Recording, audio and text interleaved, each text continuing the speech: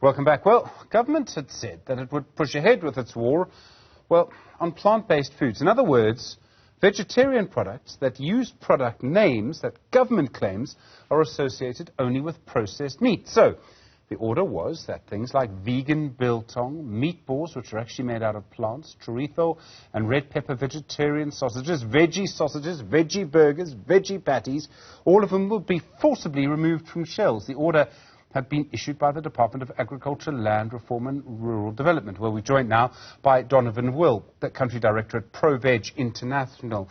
Donovan, good afternoon to you. As I understand it, there's now a court order stopping government from doing this. What's the legal position at the moment?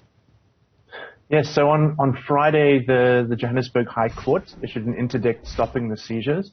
That was thanks to action taken by the Consumer Goods Council of South Africa. Very reluctantly, we did try as hard as we can, all of the players on the plant-based side, to try and have dialogue.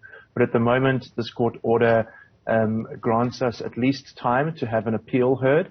So appealing the decision for the government or the decision by the department, basically saying that these words can only be used for meat products.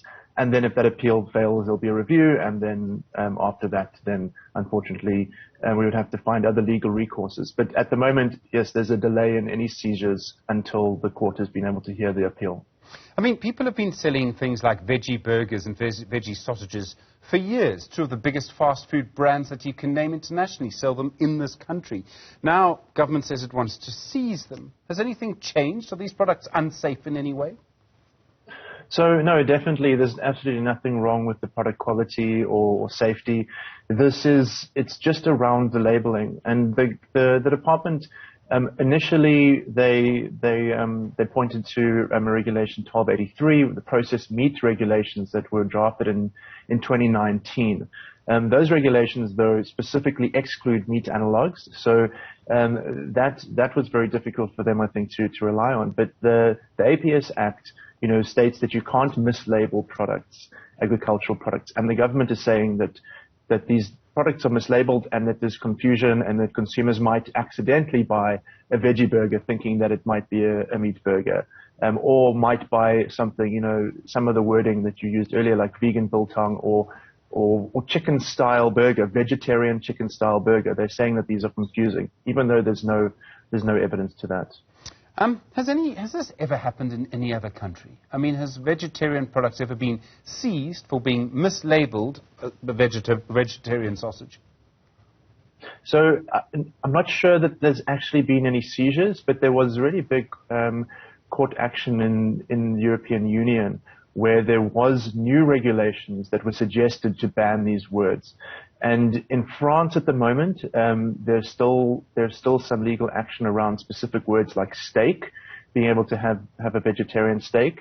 And yeah, in Europe it was around words like burger and sausage, and the European courts rejected it. We know that there's similar action happening in Turkey, in Australia, around the world, and it seems to be the result of more and more people trying these vegetarian, vegan options and cutting back on meat. Do you think that someone in the meat industry in South Africa has got to government? I mean, have they had lots of lobbying, or has something else happened? Is there some misunderstanding and no one wants to see reason? So there are definitely some players on the meat side who have asked for something very reasonable, and that's new regulations specifically for meat analogs. So like I said, the regulations that specifically apply to processed meat don't apply to meat analogs. And I know that the South African Processed Meat Association, SAMPA, they've been asking for new regulations. And the plant-based meat side has said, yes, we do agree that we need regulations as well. But, we're not sure who's pushing for this level of censorship, because as far as my understanding, SAMPA, their chairperson has been on TV saying, if it's a mushroom burger, call it a mushroom burger. So they clearly don't have an issue with the word burger, at least. So we don't know where it is that the government is taking this blanket approach with words that, are used commonly around the world and in South Africa, and like you said, have been for decades. So yeah, we're not sure, but rationally, the only explanation, unfortunately, that we've been able to come up with is that the meat industry is pushing for this. There doesn't seem to be any other rational explanation. As I understand the regulation-making process, there's supposed to be consultation. So if a sector is affected by something, people are supposed to be involved in the regulation. Even if, what they say is eventually ignored in the final regulation, they're still a part of the process. Were you a part of this process?